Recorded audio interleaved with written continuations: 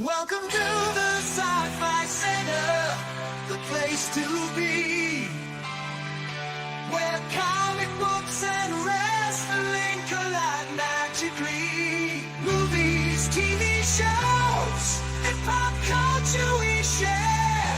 Get ready to rock, we're here to take you there. From superheroes to aliens in outer space, we've got the latest news and reviews in our embrace. Turn on your screen, let the neon lights glow. We'll take you back to the 80s. Let's rock and roll. Sci-Fi Center, where the legends come alive. Get ready to geek out, let your imagination fly. We're diving into the past with a touch of modern flair. Sci-Fi Center, the ultimate pop culture lair.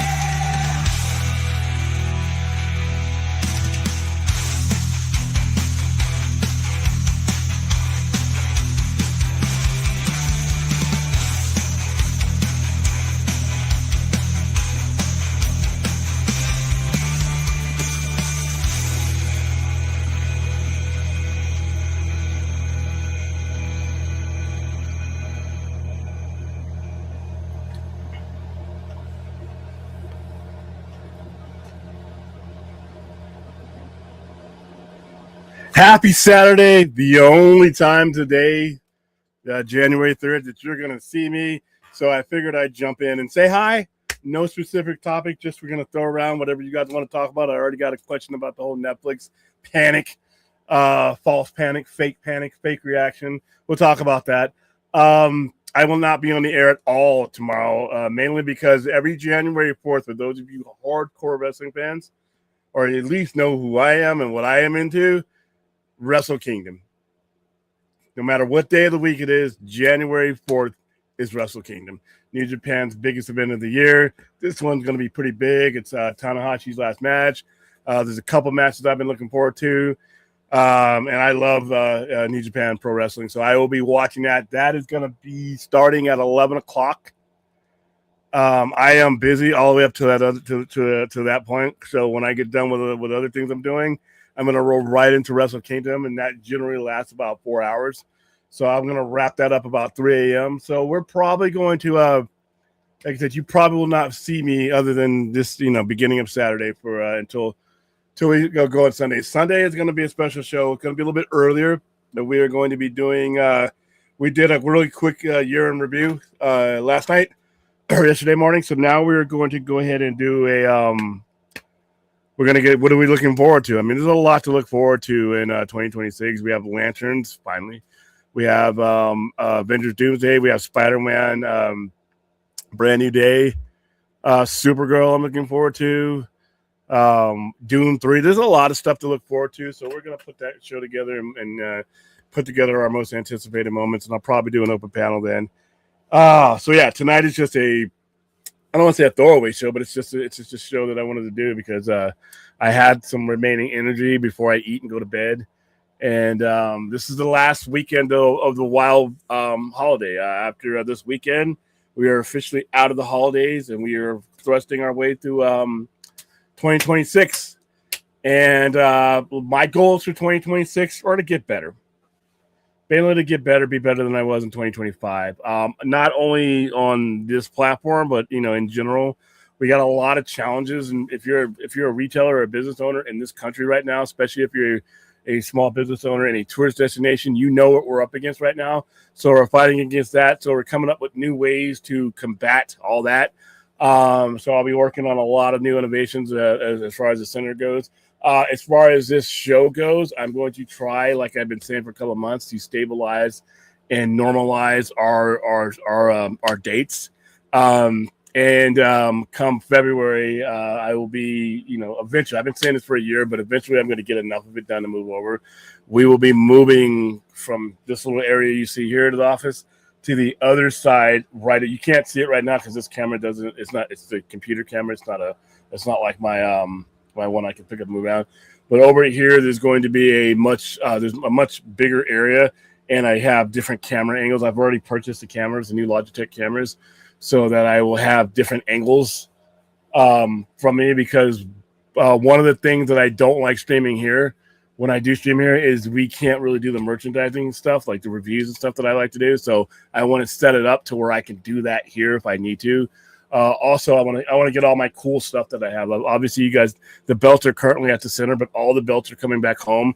The belts will create a frame that you see when we do the midway shot and then the close-up shot. And then we're going to do an angle shot so that I can present merchandise and talk about that while I'm here at the house. So a lot of goals this 2026, and just like I said, getting better than 2025. Hopefully 2025 is a much drier year. William, I think directors will walk if Netflix does enforce a 17-day window. I fucking dare them. I dare them. If they do, that's stupid. If they do, that is stupid. And I'll go into the reasons why when we get into the window for WB films. Also, would James Gunn be okay with his DCU? Yeah. I don't think it's going to go down to 17. I think that's a number that they threw out there. There's nothing. First of all, give a fuck what Ted Sarandos says.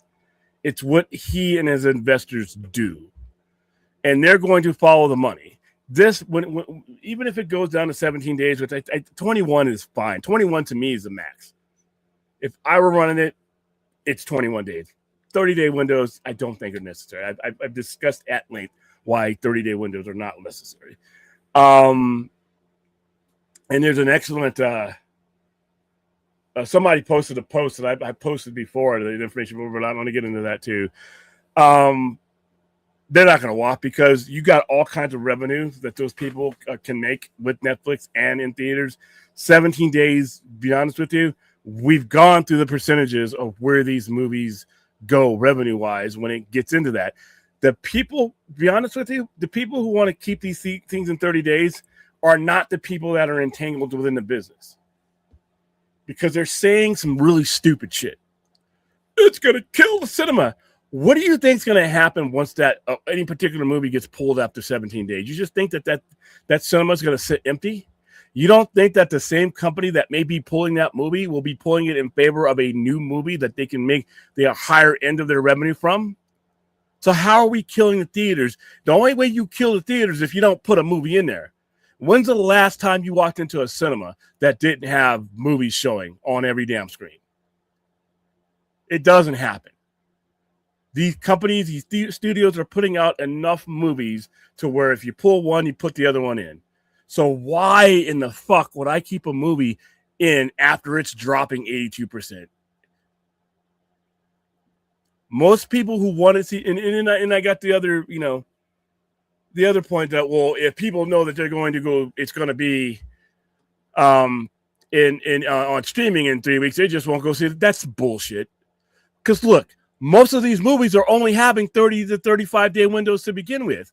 That's not a long time to wait. Right now, you're only talking about another, week and a half, really? The people who want to see these movies in that environment are going to see those movies in that environment. The people who can't and won't have already stopped. They're already waiting for it to come on Netflix or streaming. Their financial situations dictate that they must. And some people just don't like the theatrical experience anymore. You have to respect their wishes. But the whole notion that, well, if I just know, if Blade Runner 2070 is coming out and I really want to see that movie, you think I'm waiting 3 weeks? No. You think that the majority of people who enjoy going to these things and can afford to go to these things are still going to go the first 2 to 3 weeks of the movie. I don't think that's going to change. Those people that they're worried about, they've already stopped coming. They've already stopped coming. And those were the guys that were coming on the back end. And they were the 50-50 people. So we weren't reliant. If you're a cinema, you weren't reliant on those people anyway. Well, if you're a cinema, you're relying on the hardcore people that are going to continue to come to see your movies regardless. Now, even if that number shrinks, that's not a Netflix thing. That's a consumer thing. People keep wanting to blame the suits for this. You can blame the suits for a lot of things. All the suits did was provide the option. The customer chose it. The customer decided they wanted to get their books online and killed most of the brick and mortar stores. The customer decided that they wanted to do 30% of their shopping on Amazon and hurt, brick and mortar mom and pops. The customer did that. And the customer had the right to do that. Ted Sarando, so what? Ted Sarando is a bloodhound that's going to follow the money. He's going to follow the trends.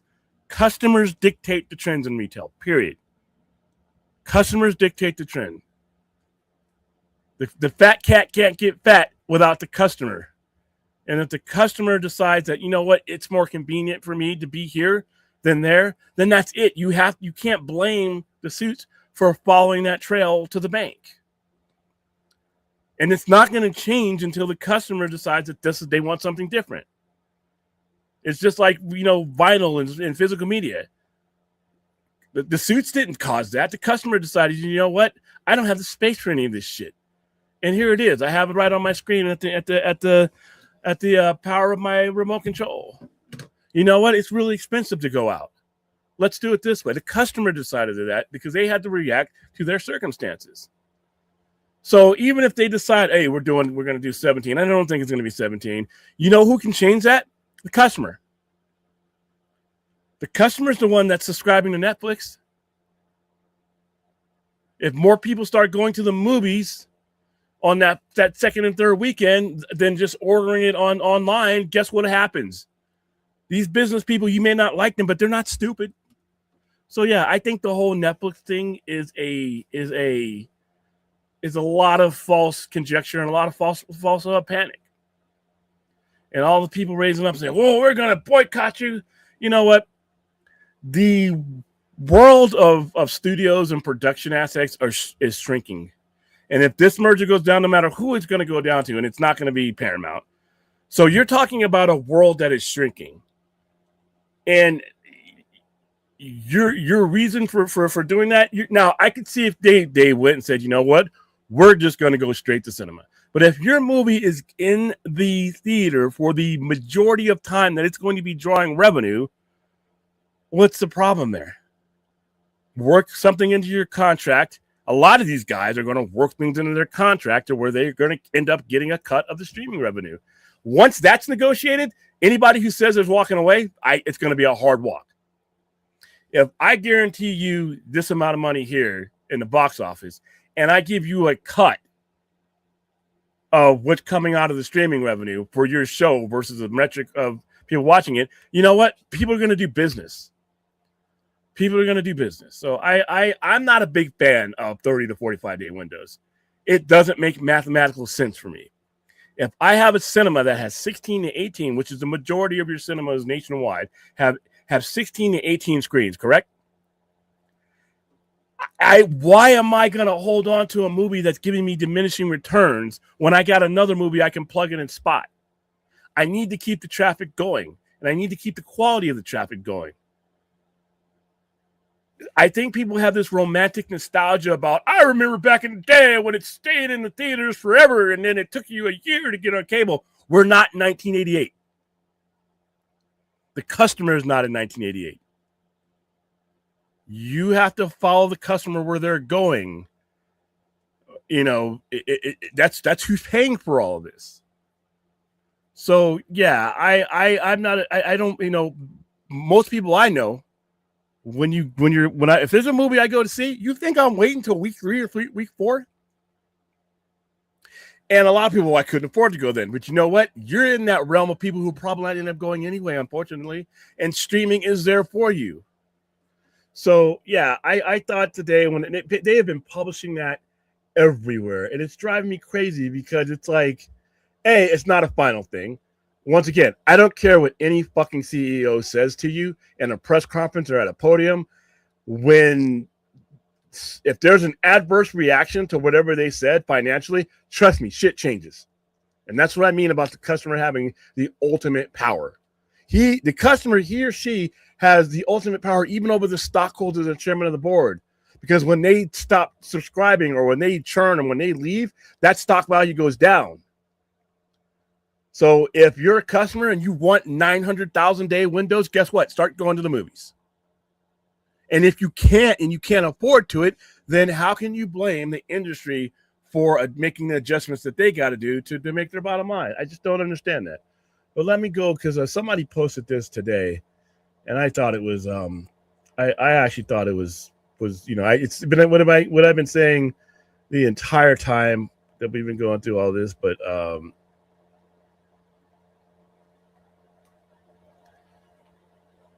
let's see, who am I at? I just want to find this person because this person responded and he gave the metrics, which is a lot of the times, which is here we go. This is coming from a crypto gorilla. All right, let me just share this. And this is actually, if you guys have watched my show, this is something I've been saying for quite a while. And this is from I appreciate the theatrical experience. I have fun with it, but I also understand that, you got math is math. All right, the standard box office decay curve. This is based on decades of theatrical data. Why? This is data you can get from anywhere. So if you don't believe Crypto Gorilla, if you don't believe me, you can actually find this information anywhere. It'll back it up. All right, cumulative revenue capture. Opening weekend days 1 through 3, minus 30 to 40%. First 7 days, minus 50 to 60. First 14 days, minus 65 to 75. First 21 days, minus 75 to 85%. After 30 days, diminishing returns, it gets even worse. So at 21 days, you're already at 75% to 85%. The majority of your people have already seen that movie during those first 2 tiers right there. So if I'm running a cinema or a studio and I have diminishing returns on the last half of this, why am I keeping that movie in there when, as a studio, I have other movies to put into that theater? And that's just the numbers right there. You could dispute this person's numbers. You can actually go different places to find that number. It's not just him. And I talked to, like I said, when we do our theater nights, when we go to, certain theaters, I talk to the people that work there. I talk to the managers that work in these things. And they will tell you the same things that those numbers I just gave you will. All right. So yeah, I think a lot of it right now is a lot of immediate hot air. And a lot of it's because Ted Sarandos, they look at Ted Sarandos, they look at his previous statements, but his previous statements have nothing to do necessarily with the reality of the company he's taking over. Those statements apply to what he's doing now. If he's saying 17 windows, to be honest with you, I say 21. We're talking about a 4-day difference. And I just showed you what happens to a movie at 21 days. So why are you going to be holding on to that empty bag when you got another full one that you can plug into that screen?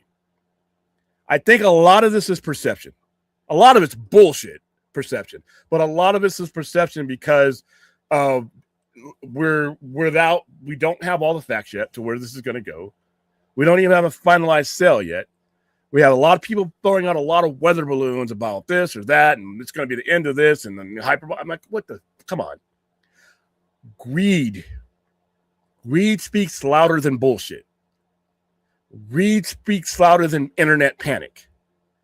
These fat, greedy motherfuckers are going to follow the money. If the money dictates that a certain film stays in there until the goddamn screen falls off of the ceiling, then that's what they're going to do. If the money dictates that they need to cut their losses and put something else in there, that's what they're going to do. And that's what they should do.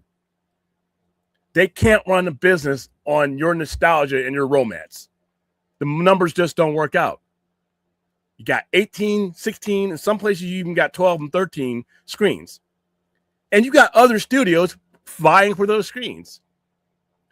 So yeah, that's how I think I've been consistent about this. I think I personally, I think the 30-day window is ridiculous. I thought the 45-day one was ridiculous. Now, if you got an Avatar or an Endgame or even a non-Disney type movie that is just rolling and your percentages aren't dropping, and you're not looking at that downward slide towards the back end of it, then keep it in there. You should allow for yourself to make adjustments, even if you're setting a standard. But I hear people say, "Well, they should keep them in the theaters 90." What? Why would you do that? Nobody's ever given me a really good reason why you should do that. And most of it is based on how we've come up. We want to apply a reality that no longer exists to 2026. And I don't know if that's a good idea. All right, Rational, you did a super chat, so let me get to that real quick. William, you think consumers won't be upset when Netflix does a subscription price increase after WDB? No. Nope. If the stuff that you want to see is there, you're going to go. And I know that sounds just easy to say, well, people are going to, but no, they're not. Dude, fucking HBO Max has gone up. I'm not paying for HBO Max as soon as they throw Game of Thrones on there. And those people who could pirate don't pirate because they want that quality and they don't mind it. They don't mind paying for that. I don't think I don't think that it's going to really increase as much because why? They don't need to. You know, they're going to keep it competitive with everybody else because that's what this is all about. I don't think they're not leaving Disney Plus, not in those droves like that. And two, Rational, it also depends on how much they hike them. Now, if you're talking about a $5 price hike, maybe you're going to have some problems. I don't think we're going to see that though. I think you're going to see incremental price hikes, but you're going to see that across the board. Even cable, the allegedly dead cable, has risen their prices. So we're either going to cut the cord and pony up with streaming, or you're going to go back to cable and pay that money. The key for Netflix is to follow through. If they are going to raise their prices, then if I'm getting value, so okay, I got HBO Max and I got Netflix. All right, I already got things like Stranger Things and Mindhunter, things in there that I like to watch. But now you're funneling HBO Max content, cycling it through. Now I'm getting an added value. If I'm getting Warner Brothers movies, that I wasn't getting because guess what? Maybe I can't afford HBO Max. I can only afford Netflix. If you're raising the price a little bit, but it's not, the same as paying for both streaming services, you're actually getting added value. I have to see. If they just said, fuck it, we're raising it $5 and you ain't getting shit, yeah, that's the problem. But if they do raise the price, Rational, they have to come through. You have to see the value. And I think this merger with people who don't have HBO Max and don't have access to WB content, having it cycle through intermittently, I think that's an added value. So for me, I don't think they're going to have an issue as long as they continue to maintain the quality level. Thank you for the $5 super bet and the support. Not everybody. I don't know anybody. I don't know anybody that I know that wants to see a movie that they've been waiting to see, that's going to wait that can afford to go to the movies, that's going to wait 17 days. And the people that are out in the fringes that can't afford to go to the movies for all the reasons we put out over and over again, they're already at that fringe anyway. It's not like you've already lost them. If somebody wants to go see a movie, because we've seen movies that have already had a preset streaming date for 3 or 4 weeks out, and it didn't affect their box office because people wanted to see that movie. A movie you've been waiting for, if you really want to go see that movie, you're the one holding up the industry. You're the one that you're supporting the industry. The people out on the fringes that are waiting till, you can tell by the numbers, the massive drops that people aren't going to see these movies at that 3rd and 4th week anyway. So, but I don't, Avengers Endgame, not Endgame, and Avengers Doomsday, when it comes out, the majority of the people, regardless to when that movie's coming out on streaming, the 82% of the people that go to see that movie are going within those first 2 weeks. Most of them, when it's a comic book movie, are going in that first week. They ain't thinking about no 17 days or 21 days or 30 days. So I'm going to bet that the people who make up the majority of the consumer base are going to continue their trends. And the people who are drifting away, they're drifting away no matter what. It's not like you're keeping them even without this. Yeah, we're fucked, man. Oh, by the way, we're going to be doing 40th anniversaries for a lot of different movies. Aliens is one of them, boy. How you doing, Clint? How you doing, Fourth? Dude, you're never going to get that song out of your head, are you? How you doing, Ozzy? Happy New Year, Hosea. He's going to lose. See, in fact, his case, to be honest with you, should be thrown out of court. And for one reason and one reason alone, the board has rejected his offer. The court is not going to intercede over the will of the board and the stockholders. You made your case, they said no. This should not even make it to court because it's a waste of the court's time. He's going to lose. He's going to lose. They don't have to say yes to him. They say he did a hostile takeover, which is fucking dumb. He made his case, and they said no. I don't know any judge that's going to be like, well, what's your legal grounds of you made your case? And then not only did he make his case to the board and Zazoff and everybody else, he made his case directly to the stockholders, and they said no. I don't think he has a basis to sue, but hey, he's got money to blow. He's got money. He's got money to blow on lawyers. He's got $350 billion of daddy's money. Game over, man.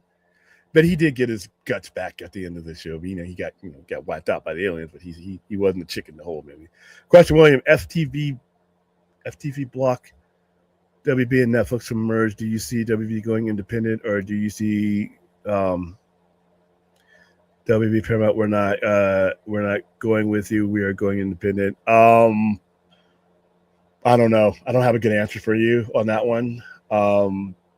I don't think that the deal is going to get stopped. I don't. These guys.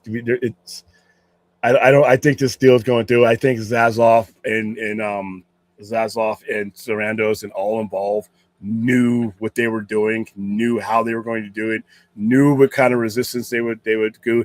This deal wouldn't be where we're at right now without. And I hate to say this because it sounds like cricket politics, but the people whose influences is needed for this to happen, they already happened before we heard about it. So yeah, I don't think we're gonna have that issue. Oh yes, definitely, Dan, man, definitely. And that's what I mean. If you got an avatar, you got a movie that was an unexpected hit, that you didn't think was going to be a hit, but now the money's coming in and the percentages are to the point where you're not having a drop off, then you keep that movie in there. You should have that often. But if you got another movie that spiked at week 1 and 2 and is starting to tail off, and you got another movie coming in, get that movie out of there. Get that movie into another revenue stream and get one of your other movies in there. So yeah, I think they should follow the money. They should follow the money. They're doing that now. And the industry's still here. So customers made movies for free, kill the industry. They've had the ability to do that for since we've had high speed data. That's not what's killing the industry. Most of the time, like I said, the people who want to go see these movies in the theater are going to see these movies in the theater. You think I'm going to see Dune 3 on my TV, my nice big TV, my 6 foot tall, my 6 foot wide TV? No, because there's nothing I have here that can compete with seeing Dune 3 in a cinema. And that's your backbone of your industry. Your guys are worried about the fringes, but the fringes are not coming for reasons that have nothing to do with the window. They can't afford to. That's the problem there. The people that would rather pirate something for free than go to a movie, that circumstance has existed for almost 20 years now. That's not a reality that's going to pop up after Netflix buys Warner Bros. That reality exists now. Those people are not part of your dynamic. They're not part of your fray because you're never getting anything from them anyway. So, yeah.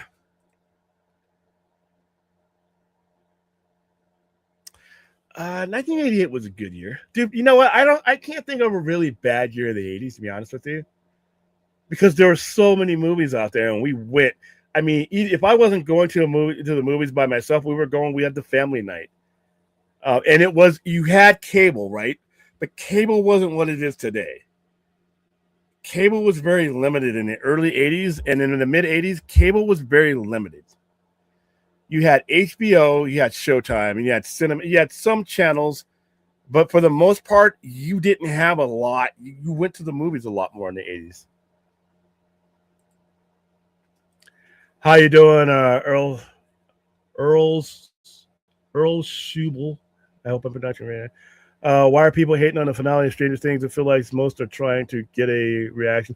Yeah, I mean, it's fun to hate. Listen, there are some legitimate things that during this season and during that finale, like the last 40 minutes you could have literally said goodbye to your friends and went out and stuck into another movie if you're one of the ones that watched it in the theater. The last 40 minutes was a waste of time for me, except for the D&D scene, because I thought that was relevant. I thought that was a special scene because for those of us who have followed Stranger Things from day one till now, you remember how, throughout, but you remember how this started at a D&D game.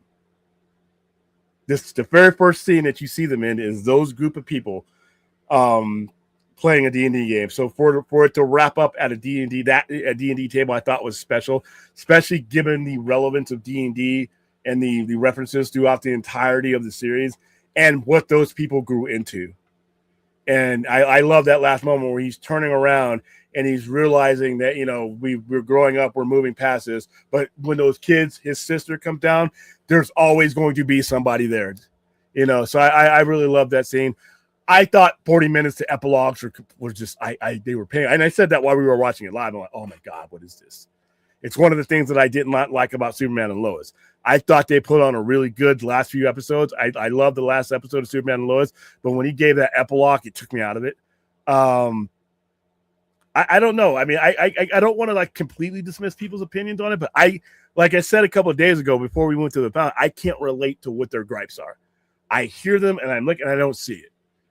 But was it a perfect season finale? Fuck no.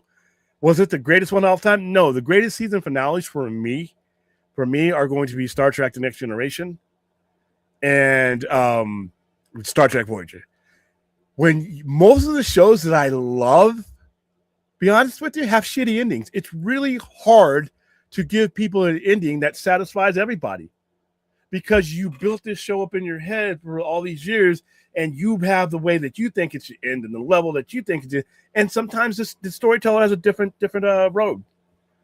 Were there things that I would have done during Stranger Things season finale? Yeah. I would have had 11 beat General K's, Dr. K's ass. I mean, she earned an ass whipping that we never see her get. Other than that, epilogue, the beer commercial on top of this radio station and Hopper and all that stuff, I could have done completely without. Everything else, I love the use of the music. I got people who have kids that weren't even alive. They themselves weren't alive when Purple Rain came out in 1984. I grew up with Prince. I got people who are millennials and fucking whatever coming in saying, playing that song now. And William, what do you think about Purple Rain? Well, fuck, 40 years ago, I loved it. I still do. So I thought they did enough.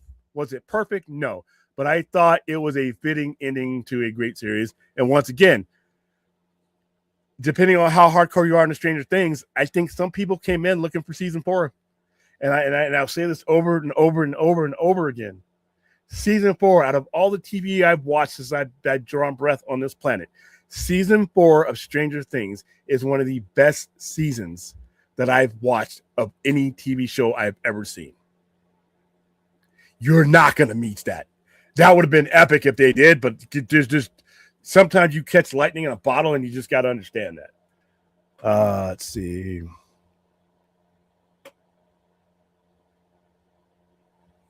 34, and yeah, she passed away of a medical emergency. They still haven't done the thing. Man, that's awful. I mean, I can't imagine what losing a child is like in any circumstances. That's awful. My condolences and my heart goes out to the Tommy Lee Jones family. Seeing people up in arms over the next 20 WBDs in theaters 7 days. Yeah, I think a lot of this is going to be just outrage because it's Netflix, and I think you know what's going to heal this? Time. Once we get this thing going and you see how it works and we make our adjustments, I think a lot of this noise will go down. Current gaming industry wants us all to go digital, no more consoles and play. Yeah, they got that shit out here in Vegas, dude. The digital poker players and the digital blackjack dealers. Here's the thing. That's up. This is where the consumer is God. The customer is God. If the Vegas visitor says "fuck that, I want a human," and doesn't play those things go away. It's like certain establishments that have self-checkout. They put those things in and they decrease their cashiers, and guess what? When their clientele goes down, or when people are there anyway and they just wait in line for the human because they don't want to use the machine, I've seen places rip those out. The customer controls a lot. The brokest customer you know has the power of God. Why? Because there's a million other broke-ass persons just like them that combined can move the needle. Greed is screaming right now. If you want to make an effect on somebody who's selling you something, don't buy it. If you think Netflix is ruining things, then don't subscribe. That's all. I'm not saying that's what you should do, but we have to start putting the onus on the consumers. The consumers. Remember, like Pepe Le Pew and the cat he's always chasing. All right, the corporate fat cats or Pepe Le Pew. The consumers are that cat that he's always chasing. He wants that cat. Thinks it's a skunk. It's not a skunk. But he wants it. He desires it. He chases it. They desire our money. They desire our influence. So we're going to go with the customer goes with this. Yeah, and you know what? Nolan has worked that into his contract. Some of these guys will work, if a Spielberg does a thing for Netflix or Del Toro or something like that, they will work that into their contract to where they get a certain window. And with those guys at the top of the bill, you know what? Those movies are probably going to do better than most of the other movies goes. So you make your adjustments, Yeah, and the movie theaters need to listen. I am not someone who wants the death of the cinema and the movie theaters, but I do think they need to evolve. And I think they've done a good job lately. The popcorn buckets have helped revenue. They help traffic. They bring people to the theaters for a popcorn bucket that they might not even be going to see the movie. So yeah, you didn't get that movie ticket from them, but you got that popcorn bucket. That's $20-$30 for somebody who didn't even see a movie with you that night. So, but I think there's a lot of other things that both the studios and the theaters need to work together, because I do believe that there's a chain of prestige and a chain of value between the movies being in a theater and then going to streaming and then being recycled. I think there's more money for all involved if it's done right and it's balanced right. Oops. As long as I'm able to watch the movies in time in the cinema. If not, I'll watch them on streaming. And a lot of people, like I said, in the circumstances like you just put right there, time, family, work, these are things that are not going to get you into the theater any quicker, no matter when it is. If you have shit going on in your life, but you'll still be able to see the movie.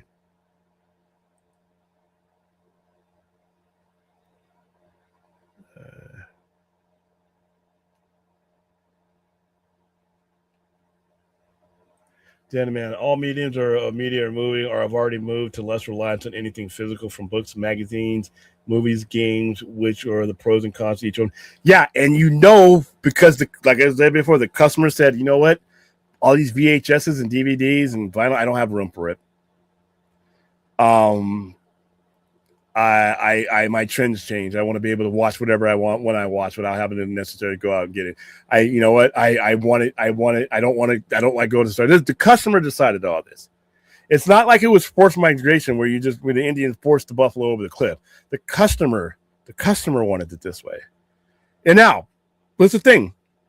If books on Amazon start to plunge, and Barnes and Noble sales and other places to get books start to surge, you'll see a change. If Netflix subscriptions plunged and more people are going to the theaters in the first 2 weeks or that third week, you'll see a change. But the change comes from the customer, you know? True Plier, Gutter Snipe, True Plier doesn't pay for anything. Yeah, and I understand this. There's piracy. Hold on, what's going on there? Hold on. I can't highlight shit. What's wrong? There we go. True Pirate doesn't pay for anything. Yeah, and I know people are like, well, we'll start pirating. The piracy thing has always been there. It's been there. Piracy's been there since the fucking VHS days. It's not going anywhere. It's always going to be with us. It's not going to be the determining factor of anything because most people are, believe it or not, most people are honest when they do it. You just gotta appeal to them. It's like when Game of Thrones was the most pirated TV show in television history. Warner Brothers and HBO didn't give a fuck. They still had a ton of people subscribing to their service because of Game of Thrones. So whatever amount that was pirating it, there was like 3 or 4 times more that were not. And that's going to be the proportions here, in my opinion.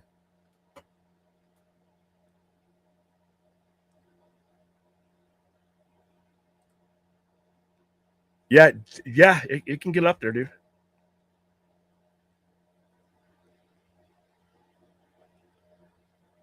Let's see.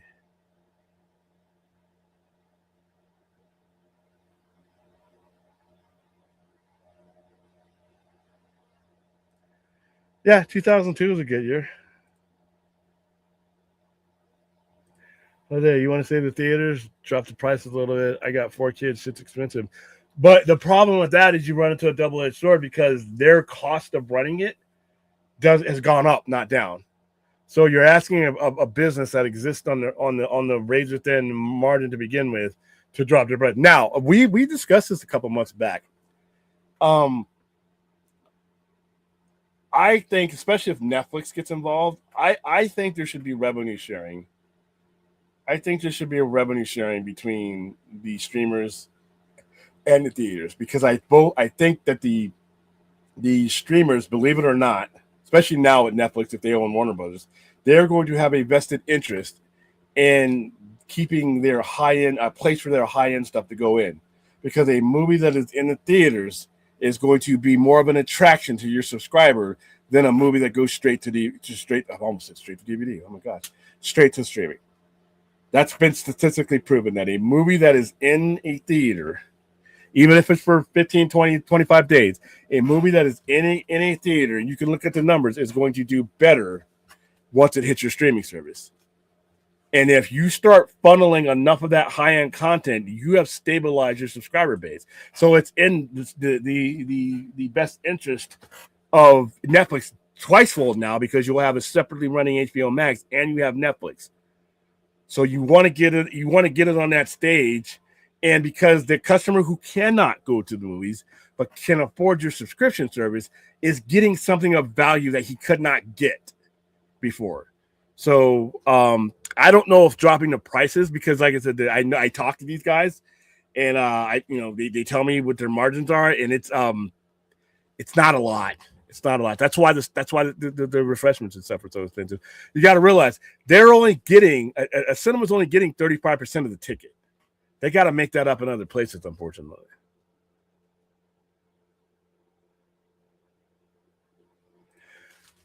Well, yeah, but Challenger happened on January 26, 1986. There's a lot of good things that happened that year. I mean, that was a tragedy. I remember, dude, I will never forget where I was when the Challenger exploded.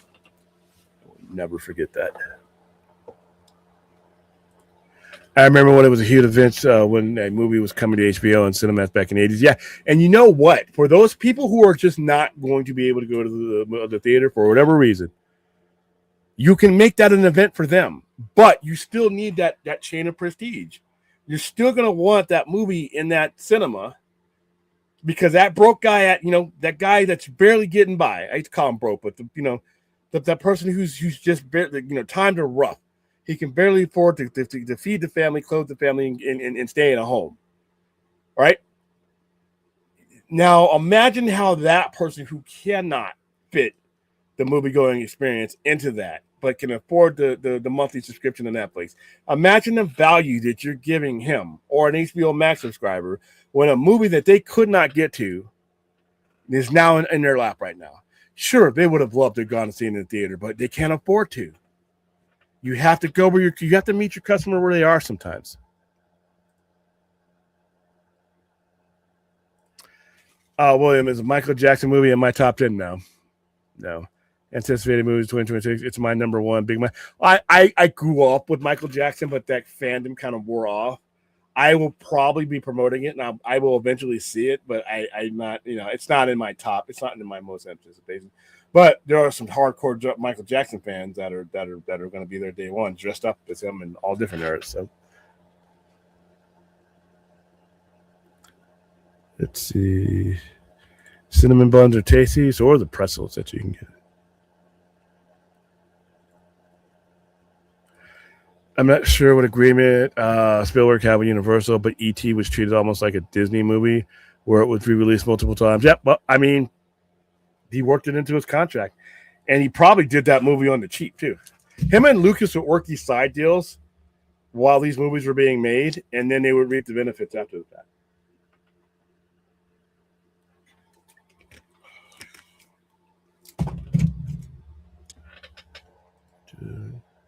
Yeah, Purple Rain. In New Zealand, cinemas had some equivalent to AMC Movie Pass. I'd be happy. Yeah, and the Movie Pass is actually a good value. It's actually a good value for the customer. And what that does with the theater is they got to give their percentage to the studios no matter what. They get that. But it allows them to make some upfront money because when they first sell that pass, they get the upfront value that allows them to operate. So it's good for everybody. Never been a Prince fan. I can appreciate his music. On Prince music. Yeah. I loved Prince when I was a kid, man. Especially when that movie came out. I like season final of Stranger Things. I wish that Dr. K was killed off. I also wish that Elle was with them and not in a weird place. I understood why they did that because they had to, in order for the story to move on in the climax. I believe that she had to go away. As far as her killing Kay, yeah, she should have beat Kay's ass. At least beat the fuck out of her. Left her in the pool of her own blood. I mean, that bitch killed like a lot of people. Oh, yeah, the Prince estate is consistently making money. Yep, Clint worked for the slot machines. Some people don't like Prince and music attached to Batman 89. He did a lot of music. I didn't have a problem with it. Sort of timestamps the movie. Well, okay, there's a lot of other shit in Batman 89 that timestamps that movie. That movie is clearly, as much as I love that movie, 14-year-old me loved that movie. That movie is clearly, you look back at it now, that is clearly the 80s. That is clearly the 80s. Son of William, I don't know if physical media will go away anytime soon, but people love physical media just for collectors. Items, do you see? Yeah, and I heard this is another thing. It's really going to be the death of physical media now. And I'm like, any quicker death than it's going through right now? Once again, the customer can dictate that. Well, William, it's not available for them. No, you can dictate demand. You can dictate when you buy everything that's out there, you're dictating that demand. When you are not watching it on digital, you're dictating the demand. So there's a lot of ways. These guys have, I mean, scholars in their departments that are looking at these metrics. So,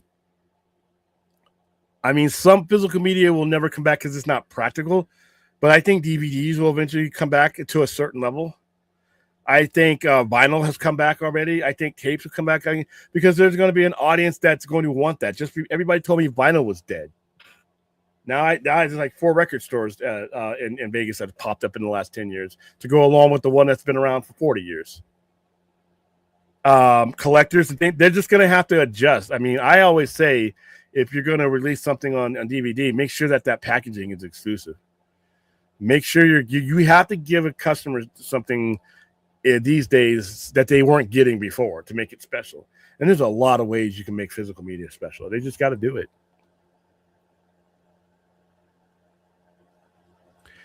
What's really concerning to me is you cannot buy media anymore. You're now buying a license to watch media. That's another thing. Once those sales plunge, though. And guys, by the way, here's the thing. Not only is not buying the shit a way one of the biggest ways to affect this, feedback.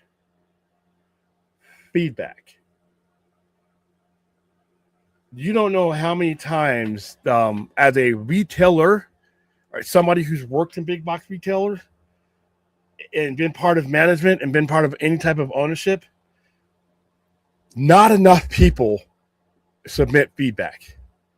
If you get a survey at a place, take it. Good or bad, that is a bill. Even if they don't get the majority of whatever, if they get any feedback, that's important to a retailer. We need to know where we're fucking up. We need to know where we can do better. If you go to Walmart and you get a survey and there's something you loved about it, and you want to make sure that's it, you put that in your survey. If there's something that wasn't there that you think should be there, you put that in your survey. That goes for Amazon. You know, I buy stuff from Amazon all the time. There's a survey box in there. How was your service? What can we do to be better? If you give them a 1 star, a lot of them will pop up with that, that little reply box and say, what can we do to make this better? And you tell them, you know what? I wish you guys would make this available here and in this way. You know, if there becomes money, Amazon's already exploring brick and mortar. You know, if I'm leaving Netflix, or if I skip a month of subscription, I get an email saying, "Hey, William, you still watching this? You still watching, William?" I'm like, no. Well, why not? What can we do to make you better? Okay. You know what? I like your subscription services, but you should rotate some stuff into physical media. I would like it if you just say, I would like to see Netflix make some stuff available physical media. That's a voice. If enough people would do that and say that, it's not just a voice, it's voices. That's your customer speaking to you. A lot of people dismiss that feedback because they don't, nobody's going to listen to me. Well, if you don't say shit, nobody's going to hear you. You know, I've been in every walk of life. I've had to get feedback, and you guys, customers, can control 2 things. They control the trends with their money and what they buy and sell, or what they buy, what's not sold. But they can also combine that with feedback. And if the fat cats feel, okay, we're losing these customers for this reason or that reason, or we're gaining these customers because this is what they like, that dictates a trend. So if you ever get the chance to do a survey, I recommend that you do it. They only take, most of them are like 2 minutes. Just do them because that helps. I've had people, listen, how many times, AT&T at times will treat me like absolute dog shit. I will fuck them up on that survey. After I get off my interaction, I'm like, I'll get that survey and I will torch them. I will torch them. And a lot of times I get a call back. When Cox Cable fucks with me, when I pay all this goddamn money and I get internet slower than syrup, and I call and complain and I don't think I've gotten the right response, I get a survey. 1 star. And I will write, if I could give you -stars, I would do so. I will type in there. I've gotten better service from a yard sale than I got with you guys today. Get a call back. Now that's just for a complaint, but those surveys are all around there. And I don't know how many times I get on the internet. I'll be on YouTube. I'll be with somebody. Did you hear about this product? And what did you think? And I always answer them because that's my power as a consumer. All right, Dan, man, I totally agree. Movies like Blade Runner and Dune will still have their audiences if they were released straight to streaming. But the theatrical prestige, that's going to be up to the studios. The studios and the theaters are going to have to work together to do for this to work. No matter who the studio is, they are going to have to work together because that cycle of prestige, there's so much money for them to be made for all involved that they're going to have to.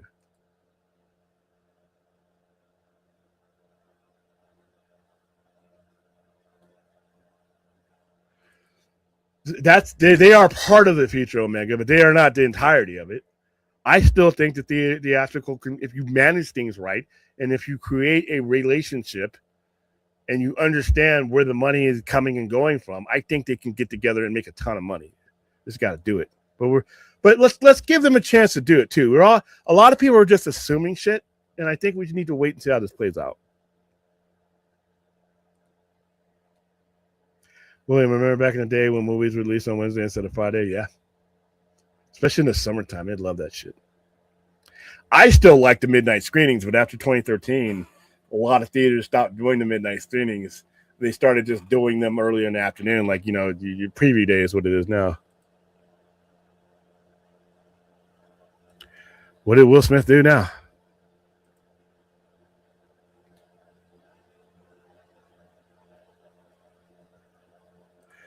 I'll go see it.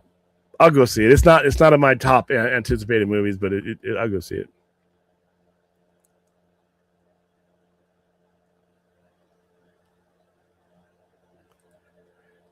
Okay, I haven't heard about that. I'll probably stay away from that topic. See, me, I watched most of Stranger Things. The first time I watched Stranger Things with an audience or with other people was when we streamed it the other day.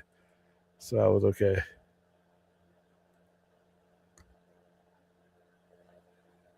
Yes, hit the like, subscribe, join my religion.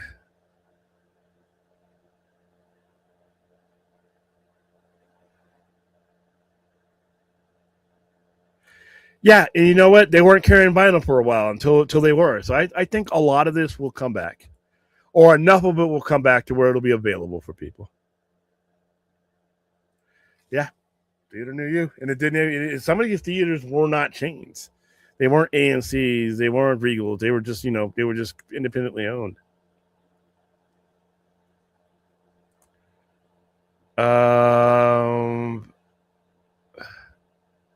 I saw Avengers at a midnight screening. I can't remember which ones I've seen because it's been like years and years and years because they haven't done them in a while. William, what are your thoughts on Doomsday Thor trailer? But it's a teaser. Just him on his knees praying to Odin. I thought it was all right. I think Prince was a better musician than Michael Jackson. Michael Jackson had a big old culture impact, but I almost said Sting. Prince was the better everything. He was a better instrument player. He could play multiple instruments. He was an severely underrated guitarist. And his songwriting, he wrote most of his songs. I would say Prince, but that's just me. Yeah, that was one of the last ones you saw, and then people just started doing them at 2 or 3. Yeah, that's because that was a midnight screening for that. 2013. All right, guys, that's I'm gonna wrap it up there. Just wanted to stop in, say hi, talk about some topics, and because I'm going to starve you of my presence until Sunday evening. That show will be earlier. It will not be a 10:30 show. It will be it'll be a lengthy show to make up for not having a Saturday overnighter.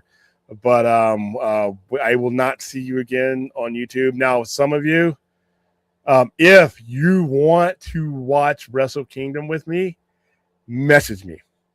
If you are a wrestling person and you want to be up tonight 11 o'clock overnight watching Wrestle Kingdom with me, and you don't have New Japan World, and I will not be streaming it anywhere, but I will be watching it inside of a room like this without facing the public. So if you want to watch that, if you want to watch Wrestle Kingdom with me, let me know. Message me. You can message me on any of my social media platforms. You can also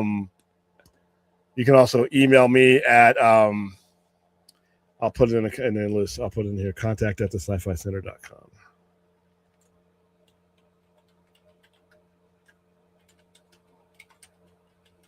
Because that's where I will be tomorrow night instead of on YouTube. There you go. All right, guys. Have a good Saturday. Have a good Saturday. Stay safe. Stay healthy. Like, subscribe. 988 if you need the help. And we will see you. For those of you who are wrestling geeks, I'll see you later on tonight. For the rest of you, I will see you at some point on Sunday. Happy Saturday.